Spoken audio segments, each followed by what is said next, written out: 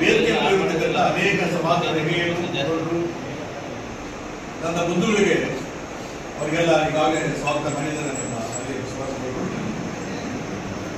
ಅವ್ರಿಗೂ ನನ್ನ ನಾಲ್ಕು ಅವರ ಸ್ವಾಗತ. ಬಂಧುಗಳೇ, ಈ ದಿನದಲ್ಲಿ ಪತ್ರಿಕಾ ಸಭೆ ನಮ್ಮ ಉದ್ದೇಶ, ನಮ್ಮಲ್ಲಿ ಸುಮಾರು 95-90% ನಾವು ಕಾಂಗ್ರೆಸ್ ಅಲ್ಲಿ ಇದ್ರೂ ಕೂಡ, ಕಾಂಗ್ರೆಸ್ಗೆ ಬೆನ್ನೆಲುಬಾಗಿ ನಿಂತರೂ ಕೂಡ ಪ್ರತಿಯೊಂದು ಕ್ಷೇತ್ರದಲ್ಲಿ ನಮಗೆ ಸಿಗಬೇಕಾದ ಸವಲತ್ತುಗಳು ಇನ್ನೂವರೆಗೂ ಸಿಗ್ತಾ ಇಲ್ಲ, ಅಧಿಕಾರಗಳು ನಮಗೆ ಸಿಗ್ತಾ ಇಲ್ಲ.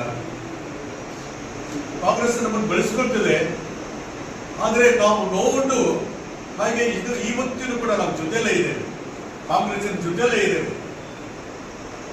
ಕಾರಣ ನಮ್ಮವರೇ ಆದ, ನಮ್ಮ ಸಮಾಜದವರಾದ ಮಾನ್ಯ ಮುಖ್ಯಮಂತ್ರಿಗಳು ಇರುವುದರಿಂದ ನಾವು ನುಗ್ಗಲಿಕ್ಕಾಗದೆ, ತೆರಲಿಕ್ಕಾಗದೆ ಹಾಗೆ ಜೊತೆಗೆ ನಡೀತಾ ಇದ್ದರು. ಬಂಧುಗಳೇ, ನಮಗೆ ಅನೇಕ ರೀತಿಯಲ್ಲಿ ಈ ಪಕ್ಷದಲ್ಲಿ ನಮಗೆ ತೊಂದರೆ ಆಗ್ತಾ ಇದೆ.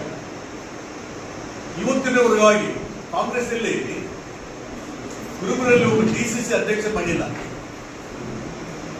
ಕಾಂಗ್ರೆಸ್ ಅಲ್ಲಿ ಇವತ್ತಿನವರೆಗಾಗಿ ಬಳ್ಳಾರಿ ಮೇಯರ್ ಮಾಡಿಲ್ಲ.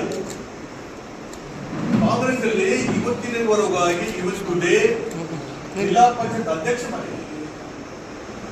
ಇಷ್ಟು ಜನಸಂಖ್ಯೆಲ್ಲವಲ್ಲಿದ್ದು ಸುಮಾರು ಮಾಡ್ತಾ ಇದ್ದು ನಾವು ಹೇಳಿಕ್ಕೆ ನಮಗೆ ಒಂಥರ ಹುಜೂರಾಗುತ್ತೆ. ನಮ್ಮನ್ನ ನಾವೇ ತೋರಿಸ್ಕೊಂಡಾಗ ಇದು ಅನಿವಾರ್ಯ. ಈಗ ನಾವು ಜೊತೆಯಲ್ಲೇ ಬರ್ತಾ ಇದೀವಿ, ಹೋಗ್ತಿದ್ದೀವಿ, ಅನಿವಾರ್ಯತೆಯಿಂದ ಜೊತೆಗಿದ್ದೀವಿ ನಾವು.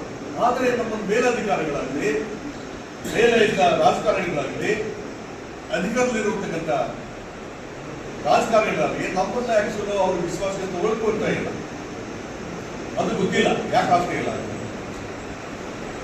ಈಗ ನಾವು ಇಲ್ಲಿ ಸೇರಿದ ಕಾರಣ ಉದ್ದಿ ಅಂತ ಹೇಳಿದ್ರೆ, ನಮ್ಮಲ್ಲಿ ಶಂಭುನಾಥ್ ಅವರು ಮಂತ್ರಿ ಆದ್ಮೇಲೆ ಟಿಕೆಟ್ ಕೊಟ್ಟಮೇಲೆ ತುಮಕೂರಿಗೆ ಇಲ್ಲಿವರೆಗೂ ಕಾಂಗ್ರೆಸ್ ಪಕ್ಷದಲ್ಲಿ ಯಾರಿಗೂ ಟಿಕೆಟ್ ನೀಡಿಲ್ಲ.